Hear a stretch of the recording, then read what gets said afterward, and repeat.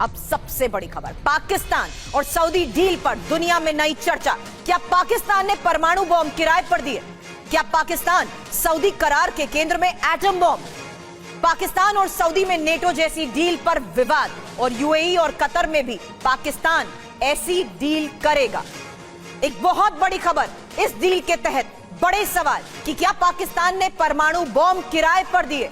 क्या पाकिस्तान सऊदी करार के केंद्र में एटम बॉम्ब? मेरे सहयोगी मनीष झा इस वक्त हमारे साथ हमें ज्वाइन कर चुके हैं। मनीष, पाकिस्तान और सऊदी में नेटो जैसी डील को लेकर यह खबर है, लेकिन विवाद क्या है? क्योंकि कई बड़े सवाल इस लिहाज से कि क्या पाकिस्तान ने परमाणु बॉम्ब किराए पर दिए और सऊदी के साथ हुए इस करार में केंद्र में एटम बॉम्ब।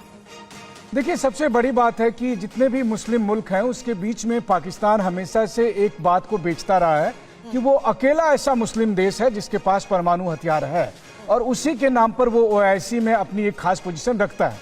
लेकिन वहीं दूसरी तरफ आप देखिए तो उसके पास पैसे नहीं होते थे, तो सऊदी अरब जैसे मुल्क इसलिए भी चंदा देता रहता था कि चलो कम से कम एक मुल्क है जिसको जरूरत पड़ने पर काम आएगा।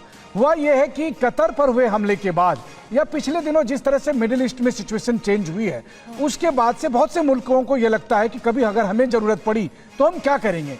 तो सऊदी अरब के पाकिस्तान के साथ की डील को आप उस संदर्भ में देख सकते हैं, लेकिन ट्रिकी पोजीशन ये आएगी, जैसे भारत के साथ सऊदी अरब के बहुत अच्छे रिश्ते हैं। हमने देखा है कि प्रधानमंत्री मोदी और सऊदी प्रिंस के बीच में कितने अच्छे ताल्लुकात रहे। प्रधानमंत्री कई बार सऊदी गए या सऊदी प्रिंस से कई बार भारत आए G20 के दरमियान जब वो आए थे, और भारत और सऊदी के रिश्ते बहुत बड़े।